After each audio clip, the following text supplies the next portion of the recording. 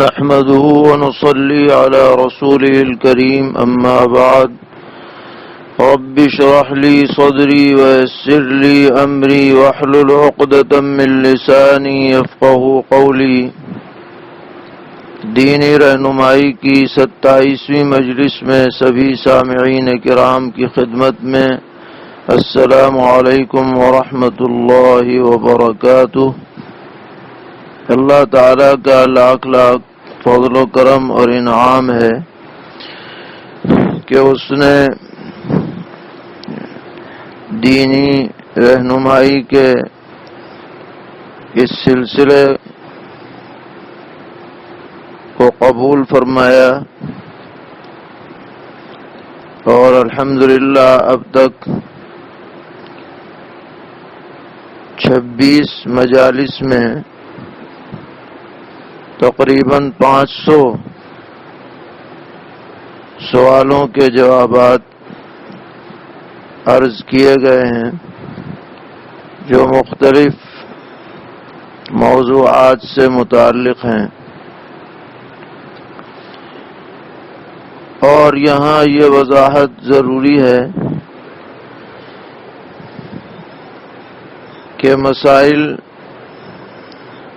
کی تعداد اس سے بھی کافی زیادہ تھی، جن میں سے بعض مسائل ذاتی نوعیت کے تھے، ان کو عام مجلس میں بیان کرنا مناسب نہیں سمجھا گیا۔ اسی طرح خواتین کے جو مخصوص پاکی ناپاکی کے مسائل ہیں، ان کو بھی عام مجلس میں ذکر نہیں کیا گیا۔ علاوہ ازیں بعض حضرات نے ایسے سوالات بھیجے جن کے بارے میں آراء کا اختلاف معروف و مشہور ہے، تو چونکہ ہمارے اس سلسلے کا موضوع بحث و مباحثہ نہیں ہے، بلکہ جو مسائل روزمرہ کے پیش آنے والے ہیں ان میں اختصار کے ساتھ رہنمائی، یہ اصل مقصد ہے اس سلسلے کا۔ تو ایسے سبھی حضرات سے گزارش ہے کہ وہ اپنے اطمینان کے لیے ان سوالات کو دارالافتاء میں ارسال فرمائیں تاکہ تفصیل کے ساتھ ان کو جوابات مل سکیں۔ اور یہ بھی بات سامنے لانا مناسب ہے کہ کئی ایسے مسائل بھی ہمارے پاس آئے جن کے جوابات کے لیے تحقیق کی ضرورت تھی، اس لیے ان کو موقوف رکھا گیا اور تحقیق جاری ہے۔ انشاءاللہ تحقیق مکمل ہونے کے بعد ان کے جوابات جاری کیے جائیں گے، اور ہمارا طریقہ یہ رہا کہ ہر سوال کے جواب کے متعلق جب تک کوئی وضاحت معتبر کتابوں اور فتاوی میں نہیں مل گئی، کوشش کی گئی کہ ان باتوں کو سامنے رکھتے ہوئے ہی جواب عرض کیا جائے۔ اور ہم تو صرف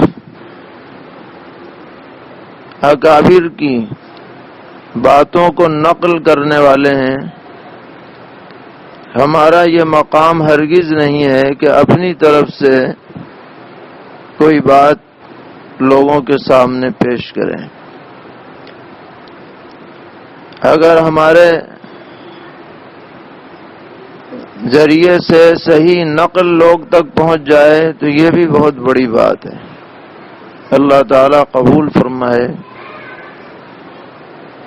اور اس سلسلے کو جاری رکھنے میں کئی لوگوں کا بڑا تعاون حاصل رہا، جن میں خاص طور پر عزیزم مفتی ابو بکر صدیق منصور پوری سلمہ، اسی طرح مفتی محمد ارباب صاحب شمسی قاسمی،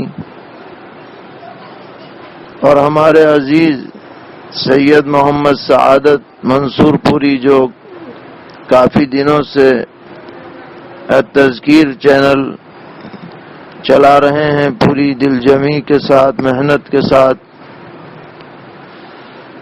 اسی طرح سوالات کو جمع کرنے اور مرتب کرنے میں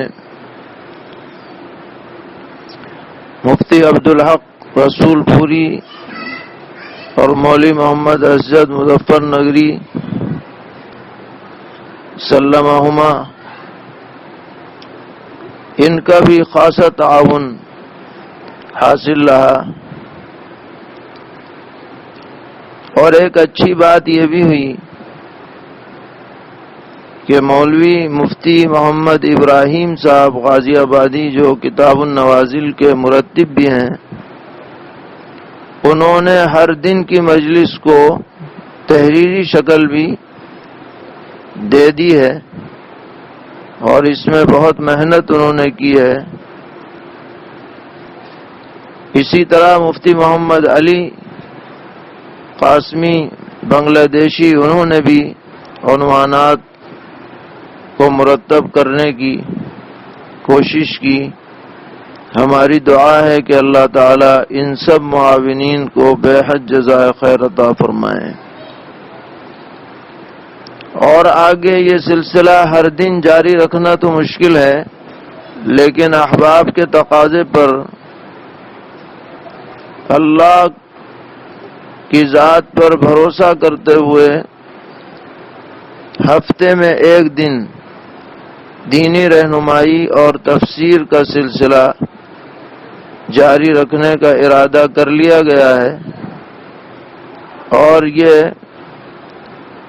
ہر اتوار کو انشاءاللہ رات میں 10 بجے سے 11 بجے تک یہ پروگرام جاری رہے گا، لائیو جاری رہے گا تذکیر چینل پر اور مکسرر پر انشاءاللہ تبارک و تعالی۔ سبھی سامعین سے گزارش ہے، درخواست ہے کہ اپنی دعاؤں میں یاد فرمائیں، اور اس سلسلے کو مفید بنانے کے لیے اللہ تبارک و تعالی سے دعا کرتے رہیں۔ اللہ تعالی ہر شر سے، فتنے سے، غلطی سے محفوظ فرمائے، اور دین پر بسہولت قائم رہنے کی ہمیں توفیق عطا فرمائے۔ آج کی مجلس میں کئی اہم سوال ہیں صدقۃ الفطر سے متعلق۔ ایک سوال یہ ہے کہ جب زکوٰۃ ادا کر دی گئی تو اب ساتھ میں صدقہ فطر واجب کیوں کیا گیا ہے شریعت میں؟ گویا کہ جب زکوٰۃ نکل گئی بس نکل گئی، صدقے کی کیا ضرورت تھی؟ تو اس کا جواب یہ ہے کہ نبی اکرم علیہ الصلاۃ والسلام نے ارشاد فرمایا کہ یہ جو صدقہ فطر ہے یہ روزے کی زکوٰۃ ہے، کہ آدمی جو روزہ رکھتا ہے اس میں کچھ کمی کسر رہ جاتی ہے، اس کمی کسر کو دور کرنے کے لیے اللہ تعالی نے یہ صدقہ واجب فرمایا ہے۔ اور دوسری غرض اس کی یہ ہے کہ یہ طعمۃ للمساکین، کہ جو ہمارے آس پاس رہنے والے غربا ہیں، فقیر ہیں، مساکین ہیں، ان کی کچھ مدد ہو جائے اس بہانے سے۔ تو یہ دو مقصد ہیں صدقہ فطر کے، کہ روزے میں جو کمی کسر رہ گئی اس کی تلافی ہو، اور دوسرے جو فقراء ہیں ہمارے، وہ بھی ہمارے ساتھ عید منا سکیں، خوشیوں میں شریک ہو سکیں، تو ان کی مدد ہو جائے۔ اس لیے صدقۃ الفطر عید کی نماز سے پہلے پہلے ادا کرنا چاہیے۔ اور نبی اکرم علیہ الصلاۃ والسلام سے یہ بھی منقول ہے کہ ایک ضرورت مند کو اتنا پیسہ دیا جائے یا سامان دیا جائے جس سے وہ کم سے کم ایک دن کسی کے سامنے ہاتھ پھیلانے کا محتاج نہ رہے۔ دوسرا سوال یہ ہے کہ صدقۃ الفطر کس پر واجب ہے؟ صدقۃ الفطر اس شخص پر واجب ہے، مرد ہو یا عورت، جو عید کے دن بقدر نصاب مال کا مالک ہو۔ اپنی طرف سے بھی واجب ہے، اپنی نابالغ اولاد کی طرف سے بھی واجب ہے، جبکہ نابالغ بچوں کے پاس اپنا پیسہ نہ ہو۔ اگر ان کے پاس اپنا پیسہ ہے تو ان کے پیسوں سے ادا کیا جا سکتا ہے۔ ایک سوال یہ ہے کہ جو شخص مریض ہو اور وہ رمضان میں مرض کی وجہ سے روزہ نہ رکھ سکے لیکن ہو مالدار، تو کیا اس پر بھی صدقہ فطر واجب ہے؟ جی ہاں، اس پر بھی واجب ہے، اس لیے کہ جو دوسری غرض ہے صدقہ فطر کی کہ مسکینوں کی مدد، وہ یہاں پر بھی پائی جا رہی ہے۔ ایک سوال یہ ہے کہ جو ہماری بالغ اولاد ہے، ہمارے ساتھ رہتی ہے گھر میں، اس کی طرف سے بھی ہم صدقہ فطر نکالیں گے؟ تو بالغ اولاد کا صدقہ فطر باپ پر واجب تو نہیں ہے، لیکن اگر ساتھ رہتے ہیں اور نکال دیں تو اچھی بات ہے۔ اور اگر بالغ اولاد کا اپنا پیسہ ہے بقدر نصاب تو وہ خود نکالیں گے۔ اسی طرح بیوی اگر صاحب نصاب ہے تو اس کا فطرہ اسی پر واجب ہے، مگر شوہر اگر نکال دے تو اور اچھی بات ہے۔ اس فطرے کی ادائیگی شوہر کی طرف سے بھی ہو سکتی ہے، کوئی حرج کی بات نہیں ہے۔ ایک سوال یہ آیا ہے کہ مرحومین کی طرف سے صدقہ فطر ادا کیا جائے گا یا نہیں؟ تو مرحومین کی طرف سے صدقہ فطر ادا نہیں ہوتا ہے، آپ ویسے ہی صدقہ کر دیں، ان کو ثواب پہنچا دیں، وہ بات الگ ہے۔ ایک سوال یہ ہے کہ ہمارے گھر میں 10 آدمی ہیں، تو ہم اپنا سارا فطرے کا پیسہ کسی ایک فقیر کو دے سکتے ہیں یا نہیں؟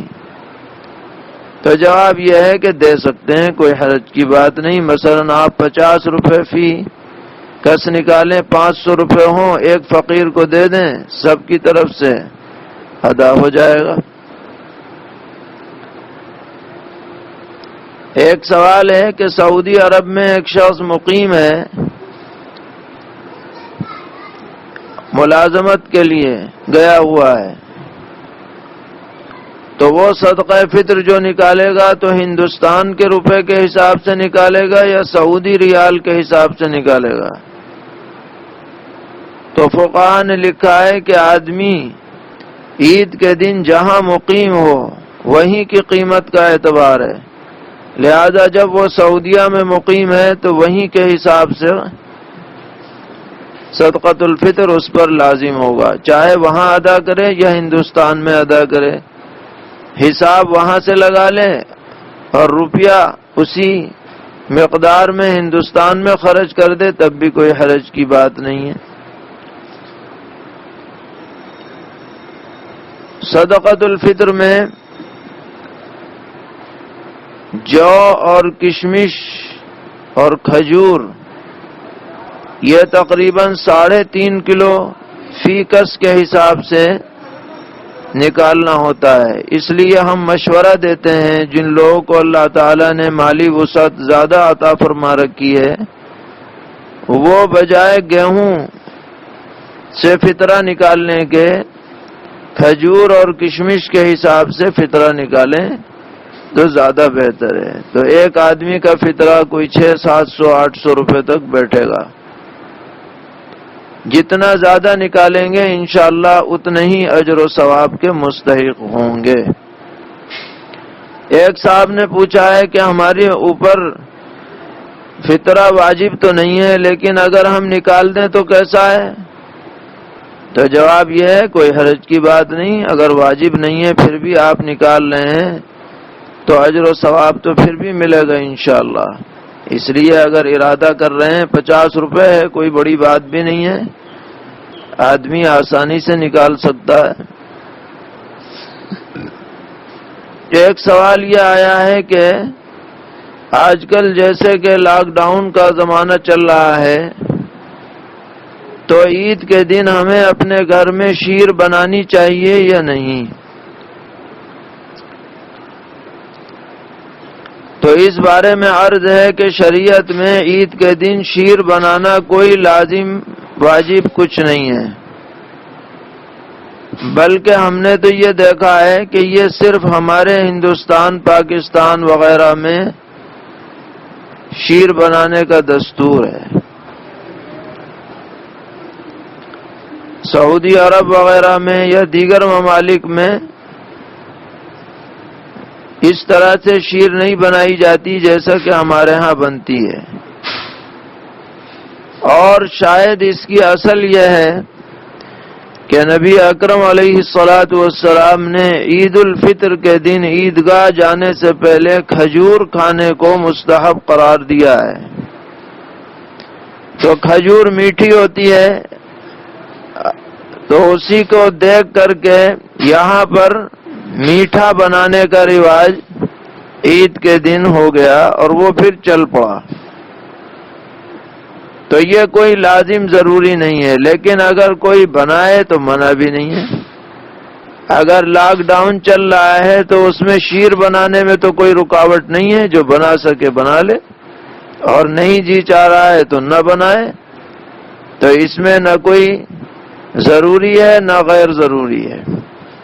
ہاں، خوشی کا اظہار عید کے دن ہونا چاہیے، چاہے لاک ڈاؤن ہو یا عام حالات ہوں۔ عید خوشی کا دن ہے، ہمارے انداز سے خوشی جھلکنی چاہیے، ہمیں ایسا معاملہ ظاہر کرنا چاہیے کہ ہم آج خوشی منا رہے ہیں۔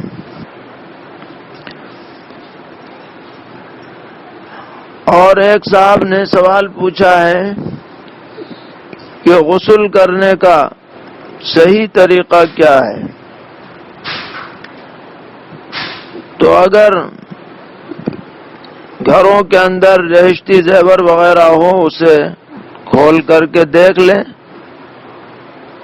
اور ہم بھی مختصراً بتا دیتے ہیں کہ جب غسل خانے میں جانے کا ارادہ ہو تو پہلے بسم اللہ پڑھ لیں، اندر جا کر کے پہلے دونوں ہاتھ دھوئیں جیسے وضو کے لیے دھوئے جاتے ہیں، پھر اپنی شرمگاہ کو دھوئیں، اس کے بعد پھر وضو کریں باقاعدہ اچھی طرح، ناک میں اچھی طرح پانی ڈالیں، کلی کریں، غرارہ کریں۔ اگر روزہ نہ ہو تو، روزہ ہو تو غرارہ نہیں ہوگا۔ اور وضو کرنے کے بعد پھر سر پر پانی ڈالیں، سر کے بال پہلے تر کر لیں، اس کے بعد دائیں کندھے پر پانی ڈالیں، پھر بائیں پر ڈالیں، پھر پورے بدن پر بہا لیں 3 مرتبہ، اور اچھی طرح سے رگڑ کر کے صفائی حاصل کریں۔ اگر عورت کی چٹیا بندھی ہوئی ہے اور اسے کھولنا مشکل ہے تو جڑوں تک پانی پہنچانا کافی ہے، سارے بال کھولنے کی ضرورت نہیں ہے۔ لیکن مرد کے لیے بہرحال بال کے ہر حصے تک پانی پہنچانا ضروری ہے۔ اور اگر غسل خانہ ایسا ہے جہاں پانی جمع ہو جاتا ہے تو وہاں سے نکلنے کے بعد پیروں کو دھو لیا جائے تاکہ کوئی شبہ نہ رہے۔ پوچھا ہے کہ اٹیچ بیت الخلاء اور باتھ روم میں وضو کرنا کیسا ہے، اور وضو کے دوران جو اذکار پڑھے جاتے ہیں ان کا اس جگہ پڑھنا کیسا ہے؟ تو وہاں وضو کر سکتے ہیں، کوئی حرج کی بات نہیں ہے، اور نجاست اگر ظاہر ہو تو وہاں زبان سے اذکار نہ پڑھیں، دل میں پڑھ لیں، اور اگر نجاست ظاہر نہ ہو تو زبان سے بھی پڑھ سکتے ہیں۔ پوچھا ہے ہمارے گھر میں بیت الخلاء کا رخ خانہ کعبہ کی طرف بنا ہوا ہے، حالانکہ حدیث میں یہ منع ہے، اگر رخ تبدیل کرتے ہیں تو کر کے بیٹھتے ہیں تو پیشاب کی چھینٹیں بدن پر پڑنے کا اندیشہ ہے، تو کیا کریں؟ اس کا حل صرف یہ ہے کہ اسے توڑ کر کے اس کا رخ درست کیا جائے، اور جب تک توڑا نہ جائے تو خود صحیح رخ پر بیٹھ کر فارغ ہوں، اس کی کوشش کریں اور چھینٹوں سے بھی بچیں۔ سوال ہے کہ اگر قرآن کریم پڑھتے پڑھتے وضو ٹوٹ جائے تو کیا فوراً وضو کرنا چاہیے؟ پہلے بھی یہ سوال آ چکا ہے کہ اگر زبانی پڑھ رہے ہیں تو فوراً وضو ضروری نہیں ہے، اور اگر ناظرہ پڑھ رہے ہیں، ہاتھ میں قرآن پاک ہے اور وضو ٹوٹ گیا تو اب وضو کرنے کے بعد ہی ہاتھ لگانا چاہیے، ویسے ہاتھ نہ لگائیں۔ نماز کے بارے میں سوال ہے کہ بڑی آیت کا کچھ حصہ ایک رکعت میں پڑھتا ہے اور بقیہ حصہ دوسری رکعت میں، تو نماز ہوگی یا نہیں؟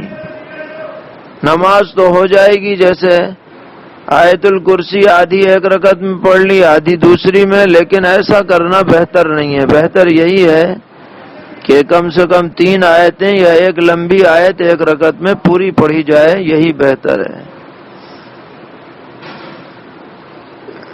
امام صاحب نے آیت سجدہ پڑھ کر سجدہ تلاوت نہیں کیا اور اگلی آیتیں پڑھنی شروع کر دیں، پیچھے سے لقمہ لے کر امام صاحب نے سجدہ کیا، تو کیا سجدہ سہو لازم ہوگا یا نہیں؟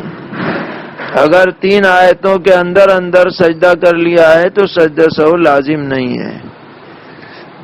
سجدہ سہو کا صحیح طریقہ کیا ہے؟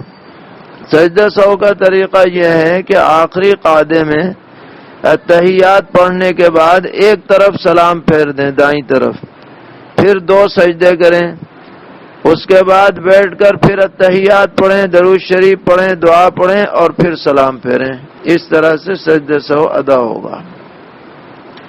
تہجد کی نماز عشاء کے بعد پڑھ کر سو سکتے ہیں یا نہیں؟ تہجد کی بڑی فضیلت ہے اور اس کا اصل وقت تو آخری شب ہے۔ کوشش کرنی چاہیے کہ اسی وقت اٹھ کر کے آدمی تہجد کی نماز پڑھے، لیکن علامہ شامی رحمۃ اللہ علیہ نے لکھا ہے کہ اگر کوئی شخص سونے سے پہلے ہی تہجد کی نیت سے کچھ نفلیں پڑھ لے تو امید ہے کہ اس کو ثواب مل جائے گا، کیونکہ عشاء کے بعد بھی جو نفل تہجد کی نیت سے پڑھی جائے تو بعض روایتوں میں اس کو بھی تہجد میں شامل کیا گیا ہے۔ ایک سوال ہے کہ زوال، طلوع اور غروب کے وقت قرآن کریم یا کوئی نماز پڑھنا کیسا ہے؟ نماز پڑھنا تو جائز نہیں ہے، لیکن قرآن پاک پڑھ سکتے ہیں، اس وقت قرآن پڑھنا منع نہیں ہے۔ زکوٰۃ کے بارے میں ہمارے پاس 22 گرام سونا ہے، جس میں سے 15 گرام پر قرض ہے، 7 گرام ہمارے پاس باقی ہے، وہ بھی اور مزید قرض بھی ہے، تو زکوٰۃ واجب نہیں ہے کیونکہ نصاب پورا نہیں ہے۔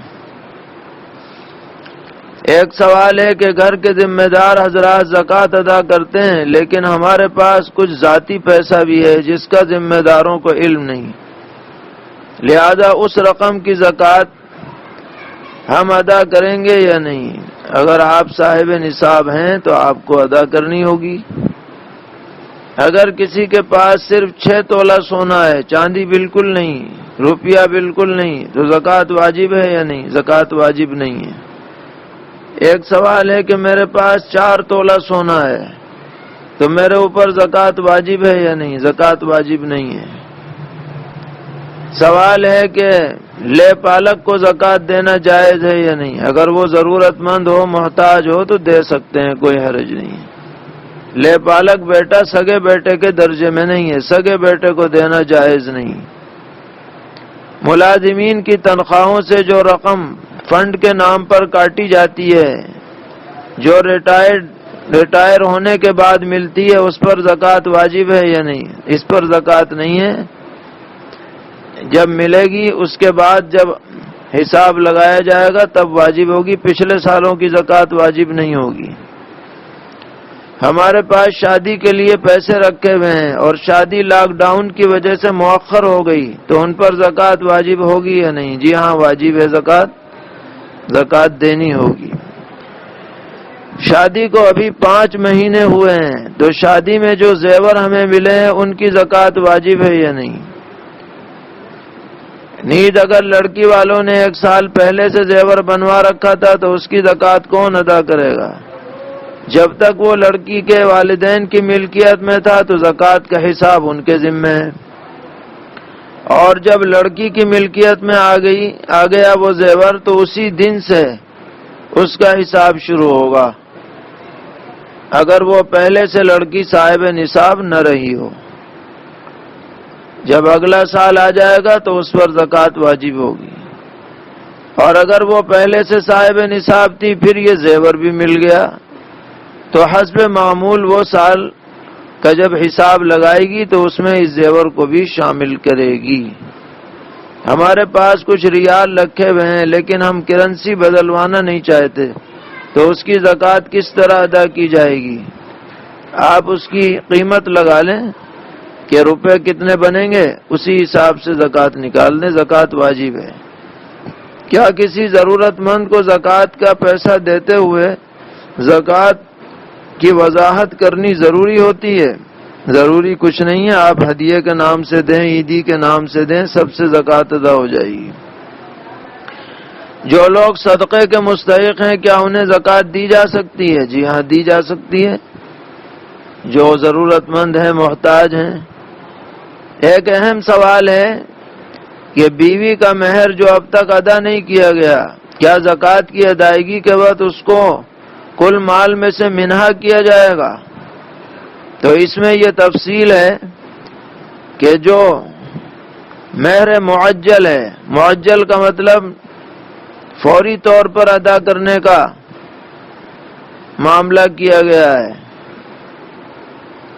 اور ساتھ میں جو ادا کرنے والا ہے اس کا بھی پختہ ارادہ ہے کہ میں ادا کروں گا۔ مثلا 10,000 روپے مہر طے ہوا اور شوہر کا ارادہ بھی ہے کہ جیسے ہی میرے پاس وسعت ہوگی میں اس کو ادا کر دوں گا، اور مہر معجل ہے، تو ایسی صورت میں اس 10,000 کو عام مال کے میں قرض شمار کیا جائے گا اور اس کی زکوٰۃ ادا نہیں ہوگی۔ لیکن اگر مہر معجل ہے یا شوہر کا ادا کرنے کا کوئی ارادہ نہیں ہے تو ایسی صورت میں یہ مال سے منہا نہیں کیا جائے گا اور کل مال کے اوپر زکوٰۃ واجب ہوگی۔ ایک صاحب نے پوچھا ہے کہ ہمارا عمرے کا ارادہ تھا، عمرے کا ٹکٹ بک بھی کر لیا لیکن لاک ڈاؤن کی وجہ سے سفر پہ نہیں جا سکے، تو عمرے کا ثواب ملے گا یا نہیں ملے گا؟ جب عمرہ نہیں کیا تو ثواب کیسے ملے گا؟ جب اللہ تعالیٰ توفیق دے گا اور عمرہ کر لیں گے تب عمرے کا ثواب ملے گا۔ پوچھا ہے ضعیف حدیث کسے کہتے ہیں؟ ضعیف حدیث اس روایت کو کہا جاتا ہے کہ جس کے نقل کرنے والے یا تو حافظے میں کمزور ہوں یا کسی ایسے گناہ میں مبتلا ہوں جس کی وجہ سے ان کی بات معتبر نہ ہو۔ تو جس روایت کے راویوں میں ایسے افراد آ جائیں گے پھر ان کے بھی درجات الگ ہیں، کوئی کم کوئی زیادہ، تو اس روایت کو ضعیف کہا جاتا ہے۔ اور اس بارے میں تفصیلات اہل علم جانتے ہیں۔ قرآن کریم یا پارا ہاتھ سے چھٹ کر گر جائے تو کیا صدقہ کرنا ہوگا؟ صدقہ ضروری تو نہیں ہے، لیکن کر دیں تو حرج بھی نہیں، استغفار کریں۔ ایک سوال یہ ہے کہ ہم نے سنا ہے کہ جو لوگ انتقال کر جاتے ہیں، جو ہم ان کے نام سے صدقہ یا کھانا پیسہ نکالتے ہیں، تو ہمارا نام لے کر یہ کھانا ان کے سامنے پیش کیا جاتا ہے۔ تو اس بارے میں بہت ہی ضعیف روایات ملتی ہیں، لیکن ان پر کوئی بھروسہ نہیں کیا جا سکتا۔ البتہ اتنی بات ہے کہ اجر و ثواب انہیں ملتا ہے، تعیین کے ساتھ ملتا ہے، نام بنام ملتا ہے، اس کی کوئی صراحت نہیں ہے۔ سودی رقم کے مصارف کیا ہیں؟ غریبوں کو بانٹ دی جائے بغیر نیت ثواب کے، یہی سب سے بہتر مصرف ہے۔ اور اگر جہاں سے لیا ہے سود وہاں واپسی کی کوئی شکل ہو تو اس کو بھی کر سکتے ہیں۔ اللہ تعالی ہم سب کو دین پر استقامت عطا فرمائے اور ہر طرح کی غلطیوں سے ہم سب کی حفاظت فرمائے۔ ماہ مبارک کی عبادات کو قبول فرمائے۔ اس عید کو پوری امت کے لیے، انسانیت کے لیے خیر، برکت، عافیت، رحمت کا سبب بنائے۔ جو وبا سارے عالم میں جاری ہے اللہ تعالیٰ ان سے سب کی حفاظت فرمائے۔ وصلی اللہ تعالی علی خیر خلقہ محمد وآلہ وصحبہ اجمعین برحمتک یا ارحم الراحمین۔